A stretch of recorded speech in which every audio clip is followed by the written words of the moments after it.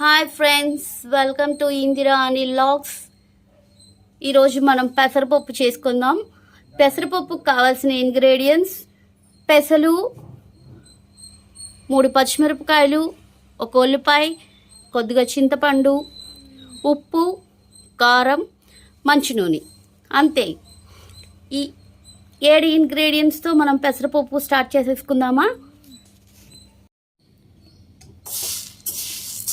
ఏమంటే ఇందాక పెసరపప్పు చెప్పాను కదా. ఇంగ్రీడియంట్స్లో ఒక మాండి తీసుకొని దాంట్లో పెసరపప్పు వేసుకొని వేయించుకోవాలండి.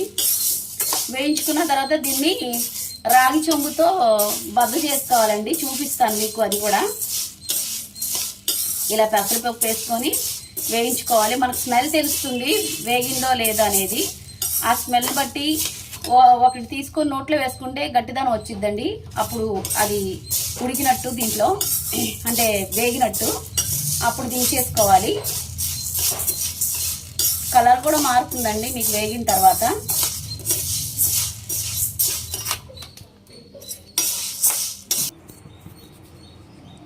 ఫ్రెండ్స్, ఇలా వేగుతాయండి. వేగిన తర్వాత తీసి పక్కన పెట్టుకుందాము. కొంతసేపు చల్లారినాక అప్పుడు దీన్ని బద్ద చేసుకుందాము. అప్పుడు కూడా చూపిస్తానండి.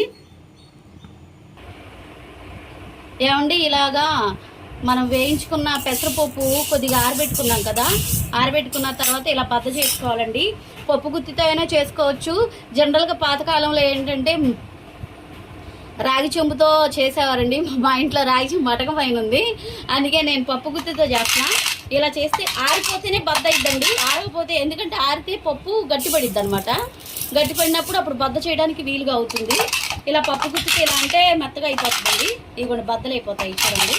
ఇలా మొత్తం పెసరపప్పు మొత్తం బద్ద చేసుకుందాము. బద్ద చేసుకున్న తర్వాత ఏం చేయాలో చూపిస్తాను.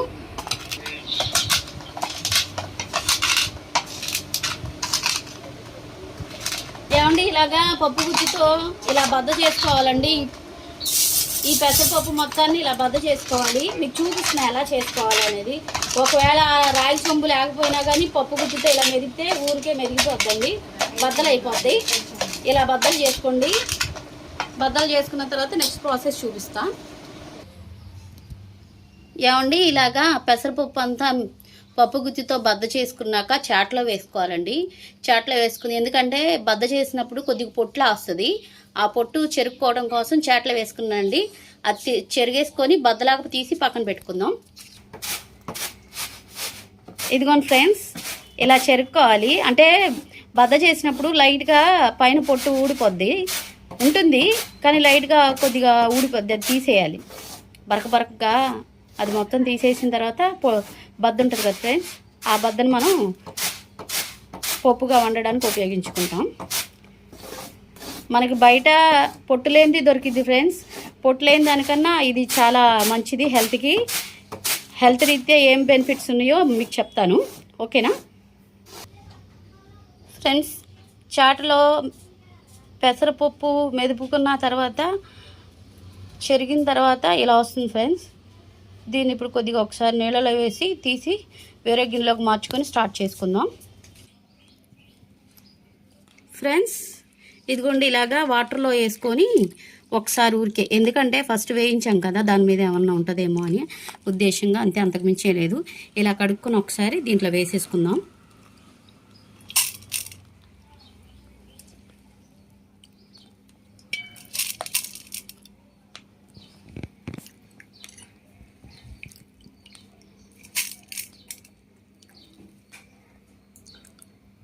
ఏమండి, ఇలాగా ఒకసారి కడిగేసి ఒక గిన్నెలోకి తీసేసుకున్నామండి పెసరపప్పు.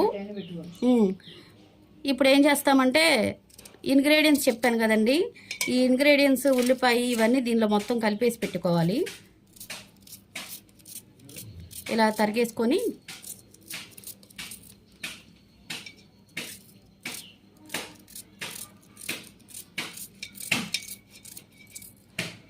ఇలా ఉల్లిపాయ, పచ్చిమిరపకాయలు, కారం, మంచు నూనె అన్నీ వేసి పెట్టుకోవాలి. చింతపండు చెప్పాను కదా, చింతపండు కొద్దిగా పెసరపప్పు ఉడికిన తర్వాత వేసుకోవాలండి. పులుపుదనానికి మళ్ళీ ఉడకదు. ఉప్పు కూడా అలాగే వేసుకుందాము. అంతా ఉడికేసిన తర్వాత మళ్ళీ పప్పు గుత్తితో ఒకసారి రుబ్బుకోవాలి. దీనికి తాలింపు వేసుకోమండి. ఉడికేటప్పుడు దీని యొక్క ప్రయోజనాలు మీకు చెప్తానండి. తప్పకుండా ఎంత మంచిదో పెసరపప్పు. మీరు కూడా మీ ఇంట్లో ప్రయత్నం చేసి వండుకున్న తర్వాత టేస్ట్ ఎలా ఉందో నాకు కామెంట్స్ చేయండి ఫ్రెండ్స్. చాలా చాలా బాగుంటుంది. హెల్త్కి కూడా చాలా చాలా మంచిదండి. ఎన్ని బెనిఫిట్స్ ఉన్నాయో దీనివల్ల, ఆ బెనిఫిట్స్ ఉడికేటప్పుడు మీకు చెప్తానే.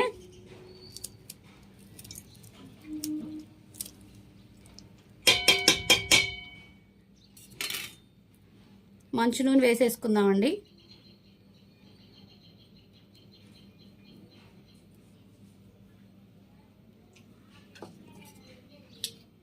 దీంట్లోకి సరిపడా కారం వేసుకుందాం.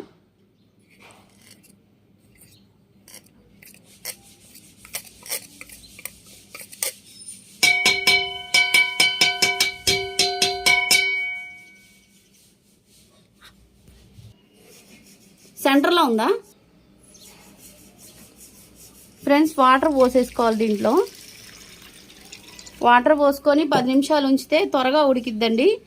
10 నిమిషాలు అయిన తర్వాత పొయ్యి మీద పెట్టుకుందాము. ఇది ఉడుకుతున్నప్పుడు దీని యొక్క బెనిఫిట్స్ చెప్తానే. 10 మినిట్స్ అయిపోయింది కదండి, నానబెట్టేసుకున్నాను. ఇప్పుడు ఇది పొయ్యి మీద పెట్టుకొని హై ఫ్లేమ్లో పెట్టినాక లైట్గా పొంగు వచ్చింది. ఆ పొంగు వచ్చిన తర్వాత మీడియం ఫ్లేమ్లో ఉడికించుకుందాం ఫ్రెండ్స్.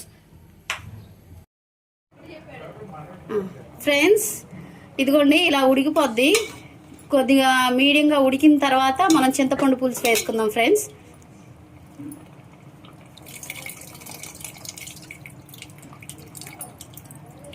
ఈ చింతపండు పులుసు వేసుకున్న తర్వాత ఇంకొక 10 నిమిషాలు అలాగే మగ్గబెట్టాలండి. మగ్గబెట్టిన తర్వాత మనం పప్పు గుత్తితోటి రుబ్బుకోవాలి. ఓకేనా ఫ్రెండ్స్? నా ఛానల్ని చూడండి, లైక్ చేయండి, సబ్స్క్రైబ్ చేయండి, మర్చిపోకుండా చూడండి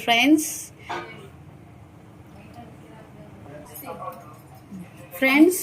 ఈ పెసరపప్పు వలన ఎన్ని ప్రయోజనాలు ఉన్నాయో చెప్పినా మీకు. హెల్త్ బెనిఫిట్స్ దీంట్లో పొటాషియము, మెగ్నీషియము, పీచు పదార్థము, B12 ఎక్కువ ఉంటాయి ఫ్రెండ్స్.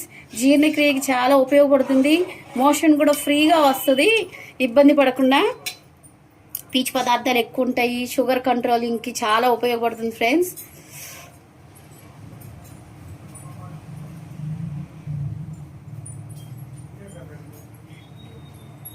దీంట్లో షుగర్ కంట్రోలింగ్ కూడా ఎక్కువ ఉంటుంది ఫ్రెండ్స్. త్వరగా డైజెషన్ అవుతుంది. చాలా చాలా బెనిఫిట్స్ ఉన్నాయి ఫ్రెండ్స్. తరచుగా తీసుకోవడం వల్ల హెల్త్కి చాలా మంచిదండి. చాలామంది గ్యాస్ ఫామ్ అవుతుందని అంటారు, కానీ అలా ఏం ఉండదు ఫ్రెండ్స్. అంటే మనకు అంతకుముందే గ్యాస్ ప్రాబ్లం ఉండొచ్చు, అందువల్లనే. కానీ ఈ పెసరపప్పు తినవల్లే గ్యాస్ ఫామ్ ఉండదు ఫ్రెండ్స్. అసలు పెసరపప్పు తింటేనే మోషన్ కూడా చాలా ఫ్రీగా అవుతుందండి. మీరు గమనించండి. పెసరపప్పు వండుకోవచ్చు, పెసరట్లు వేసుకోవచ్చు, ఇంకా చాలా చాలా బెనిఫిట్స్ ఉన్నాయి ఫ్రెండ్స్. మీరు కూడా ఈ పెసరపప్పుని నేను ఎలా చెప్పానో అలాగే చేసి ప్రయత్నం చేయండి. చాలా చాలా టేస్టీగా ఉంటుంది. ఇది చింతపండు పులుసు పోసాం ఫ్రెండ్స్.